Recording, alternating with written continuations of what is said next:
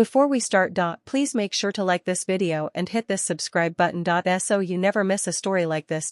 And also comments where you are watching from, how many sons and daughters you have. Thanks. My name is Lisa. I'm from Sacramento, California. And on the day my only son got married, his bride looked me dead in the eyes and said, "You're not welcome here. Please leave before you ruin my moment." I laughed. I actually laughed. Because I thought it was a joke. But she wasn't joking. Her lips curled into this tight little smirk, like she'd been waiting to say that all her life. So I stepped forward and said loud enough for everyone in that overpriced vineyard to hear, "I paid for your dress, the venue, the food, the string quartet, even the fake lashes on your face right now. You want me to leave my son's wedding? Go ahead, but let's see how far this fantasy gets you without me." That's when she snapped. "You always do this," she screamed. "You make everything about you. You're not even the one marrying him, I am. You were just the checkbook. Now do your part and disappear like a good little mother." The gasps were loud. Half the guests froze with champagne halfway to their lips. My son, Jason, didn't even say a word. He just stood there, stunned. Like a little boy watching two women fight over a toy. And that's when something inside me broke. "You ungrateful little brat," I hissed. "I gave up everything to raise that boy alone. I worked 2 jobs so he could have braces, piano lessons, a shot at college. When you two were struggling with rent last year, who covered 3 months behind your backs? When he lost his job, who pulled strings to get him into the firm my brother runs? Me. You think weddings are built on love? No, sweetheart, they're built on sacrifice. And this whole wedding, it's mine." She flinched. Just for a second, but I saw it. I saw the moment when the mask cracked. "I don't care," she snapped. "It's my day, not yours. You're always trying to make yourself the hero, but you're just pathetic. Jason didn't invite you to speak today for a reason. He wanted peace, not drama.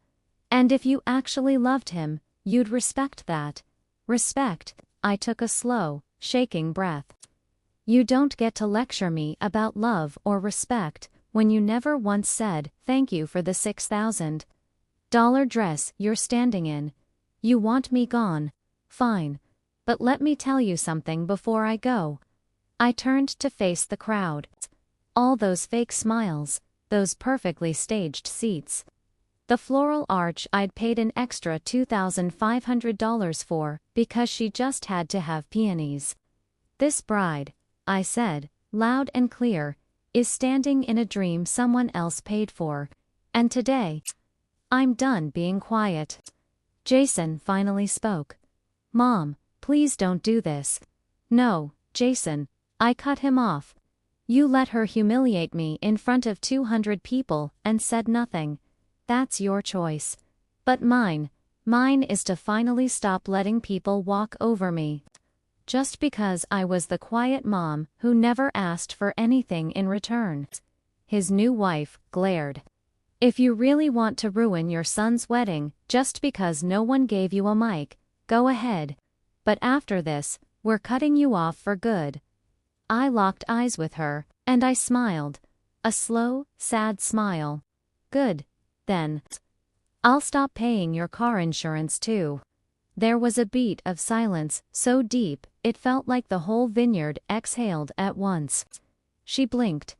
"You didn't think Jason's little junior manager salary paid for the Lexus, did you?"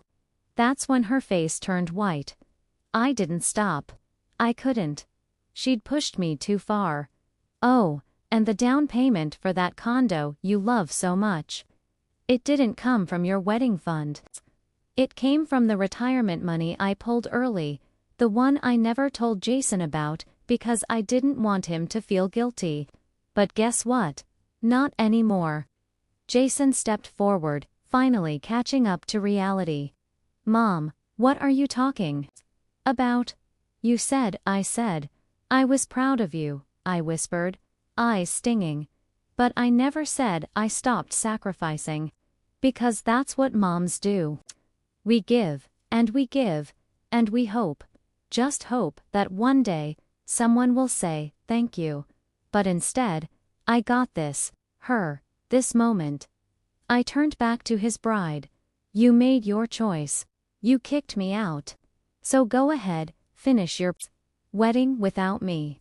But do it without the $6,000 left for your honeymoon tickets. Because that wire transfer. I'm canceling it the second I get home.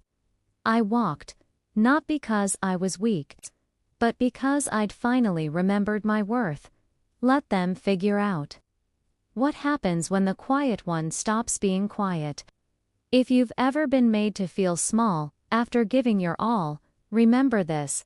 Silence doesn't mean weakness. Sometimes the strongest thing you can do is stand up and say, no more. Keep watching, because what happened after I walked out? That's when everything really started to fall apart. I didn't look back as I walked down the stone path lined with ivory roses, the same ones she'd insisted on because they looked more expensive in photos. My heels clicked like a metronome of goodbye. Every step I took felt like peeling off another layer of pain that I'd buried for years. When I got to the parking lot, my hands were shaking too hard to find my keys, and for the first time in a long time, I let myself cry. Not because I'd been embarrassed, but because I finally saw things clearly. I wasn't just losing my son that day. I'd lost him a long time ago, but life has a funny way of snapping back because 10 minutes later, he came running. Mom, wait, I turned, wiping my face with the back of my hand. Jason was out of breath, his tux jacket half on, boaty hanging. Where's your wife? I asked, my voice flat. He hesitated. She's inside, arguing with the coordinator.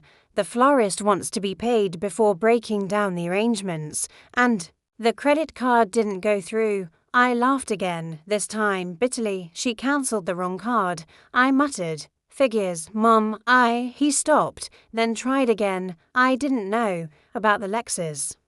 The condo, the honeymoon. I thought we were handling it. No, Jason, I said, looking at my son the way only a mother can. I was handling it. You just got used to thinking you were the provider because I made it look easy.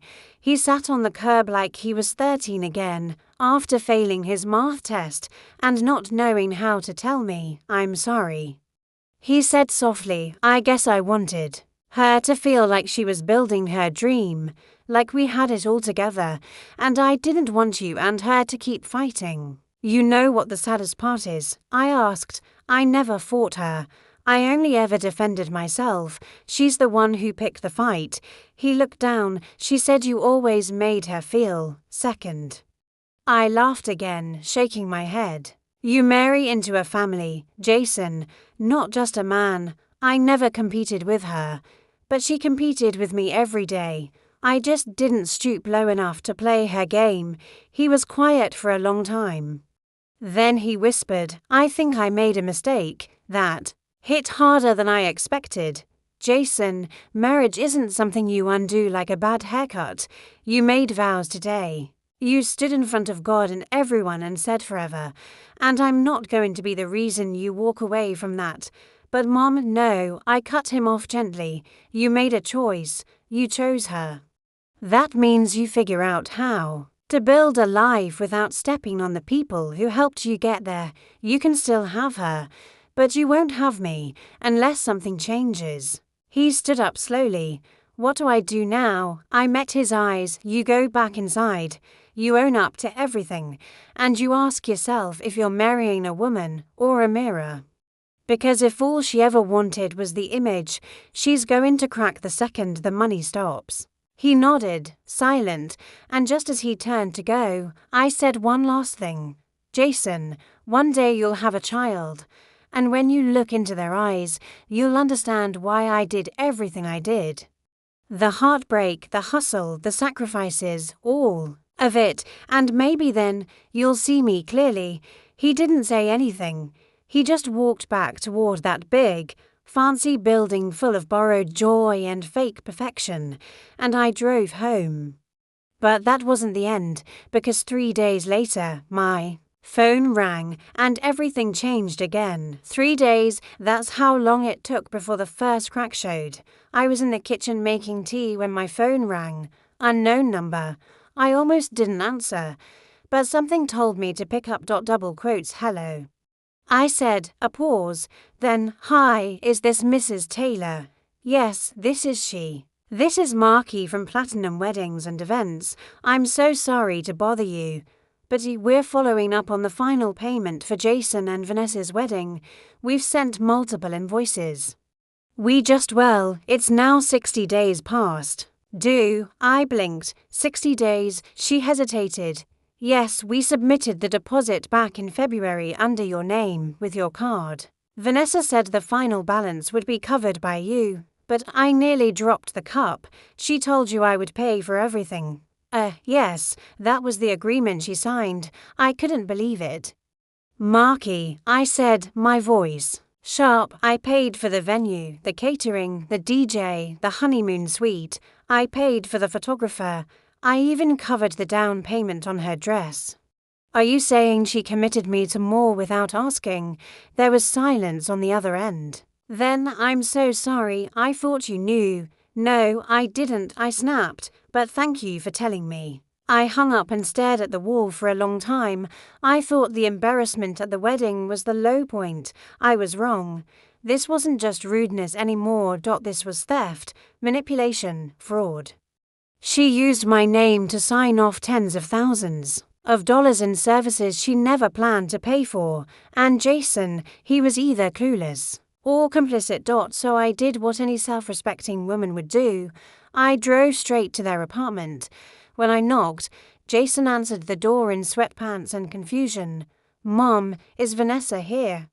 I asked, pushing past him. She was on the couch, scrolling her phone like the world owed her peace. When she looked up and saw me, her face tightened. "Oh, it's you." "Yes," I said coolly. "It's me, the one who apparently owes your wedding planner 60 grand. Jason's head jerked up. "What? Don't play dumb," I snapped, looking straight at her. "You used my name on the invoice. You told them I'd handle it. That's forgery." Vanessa stood up. "Okay, calm down. We thought you would take care of it. You paid for everything else. What's another few thousand?" "Few thousand," I spat. "You've bled me dry, Vanessa. I paid for things you don't even appreciate. You called me embarrassing at your wedding. You told me to leave, right after putting on a dress I paid for."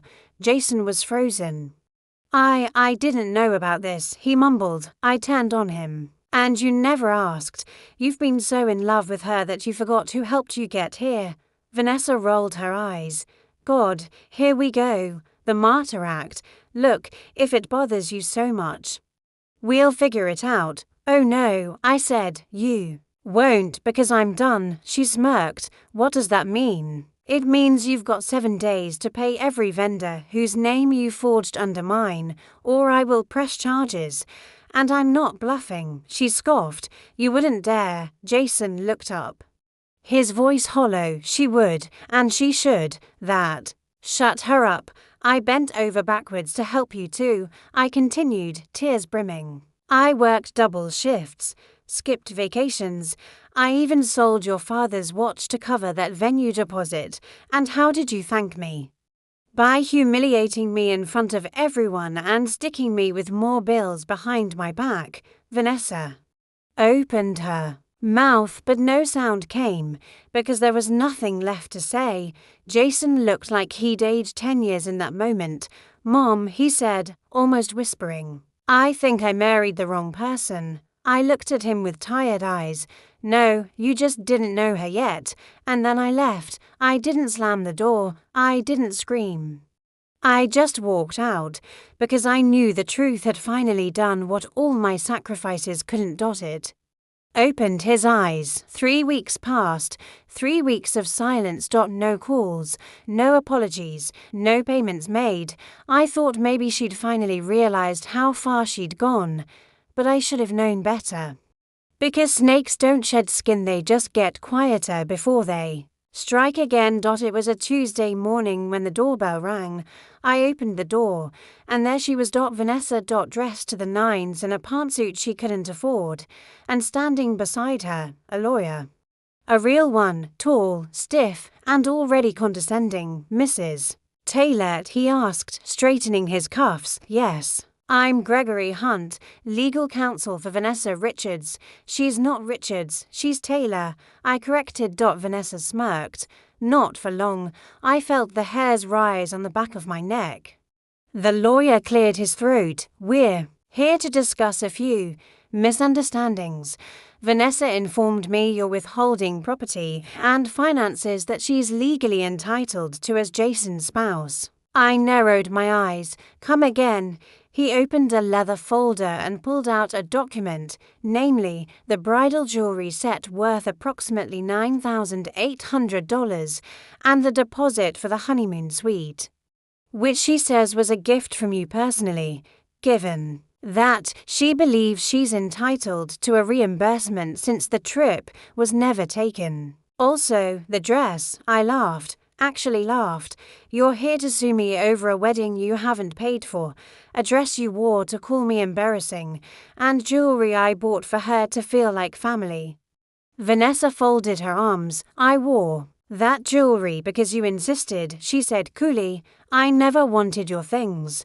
You threw them at me like you were buying my loyalty. I stepped forward, voice shaking with rage. No, sweetheart, I gave you those things because I believed in you, because I hoped you'd treat my son with half the respect he deserves. But all you did was use us. Gregory tried to speak again, but I didn't let him, and let me guess, I said, turning to him, she also told you I offered to pay for the rest of the wedding, right? Left that little part out where she forged my name. He blinked. She denies that, of course. She does. I stepped back and grabbed my folder. I had printed emails, receipts, and most importantly voice messages. I hit play on one. Greater than Hi Mrs. Taylor. It's Marky again from Platinum Weddings. Just confirming that we got the signature on the final agreement. Vanessa said you'd cover it. Same as before. If not, just give me a call. Gregory's face changed. I tossed the folder onto the table near them. You want to go legal? Fine, let's go legal. But make sure you're representing someone who hasn't already committed civil fraud and wedding scam. Vanessa's face twisted. This isn't over, she said. No, I said, my voice low and cold. It's just beginning. Because what she didn't know was that I'd already spoken to Jason. 2 days earlier, he'd come by. Quiet, ashamed, Mom. He said, I found the invoices. I didn't speak. I just waited. She lied to me. She said you offered to pay for all of it. That it was a gift. It was never a gift, I replied. It was a sacrifice. Jason sat down, put his head in his hands. She said, if I don't back her up, she'll file for spousal support and take half my savings. She can try. I said, but I've got enough proof to bury her credibility in court. He looked up. What do I do? I sighed. You grow up. That's what you do. And you choose who you're going to protect. Back in the present, Vanessa stormed off my porch, dragging her lawyer behind her like a trophy on a leash. But I didn't feel relief. Not yet. Because the storm wasn't over. It was just circling back, and I knew the final blow was still coming. But this time, I was ready. The church was packed again, but this time, not with celebration. This time, it was mediation. Half our town showed up because word spread fast that the mother of the groom was about to speak. And the bride, Vanessa, she didn't expect I'd show. But I didn't just show, I came with my voice, and years of silence ready to break. Jason stood beside me, shoulders straighter now, eyes finally open. He didn't hold her hand anymore. In fact, she was sitting on the opposite side with her mother and her lawyer, and as I took the mic, you could hear people whisper, "Is she really going to say it? I heard she funded the whole thing." Why would Vanessa treat her that way? But I didn't speak to defend myself. I spoke for every mother who gave up everything and got spit in the face for it. I looked around, took a breath, and I started. My name is Margaret Taylor. I raised my son alone. I saved for years. I missed vacations, skipped holidays, took double shifts, so my child could have a better life than I did. When he found love, I was the first to support it. When his bride insulted me, I bit my tongue. When she humiliated me, I stayed silent. When she stole from me, I swallowed the shame, and when she told me to leave my own son's wedding, I left. But today, I won't be silent anymore. I turned to Vanessa. You called me cheap. You said I was embarrassing. But let me ask you something. Who paid for that sparkling white dress you strutted down the island like royalty? Who covered the venue you bragged about online? Who handed you a check so you could feel classy, while turning around and mocking the hands that fed you? Vanessa's face turned red. I walked down from the stage. Slowly, let's tell the truth. Vanessa, you didn't marry Jason for love. You married the comfort he offered.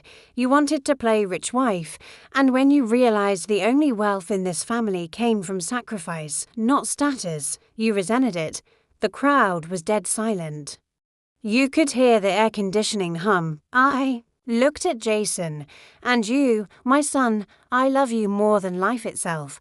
But love is not about letting people walk all over your values. It's about protecting what's true, even if it hurts. Jason's eyes welled up. I turned back to the guests, the lawyer, the bride. I didn't come here to destroy a marriage. I came here to reclaim my dignity. And to remind everyone watching that no matter how much you pay, no matter how far you bend, there will always be people who try to write you out of your own story. I paused, and I said one final line. I didn't lose a daughter --fraud, but I lost a fraud wearing white. Then I handed the mic back and walked out. No tears, no applause, just the sound of truth ringing louder than church bells. Weeks later, the annulment came through. Vanessa didn't fight it.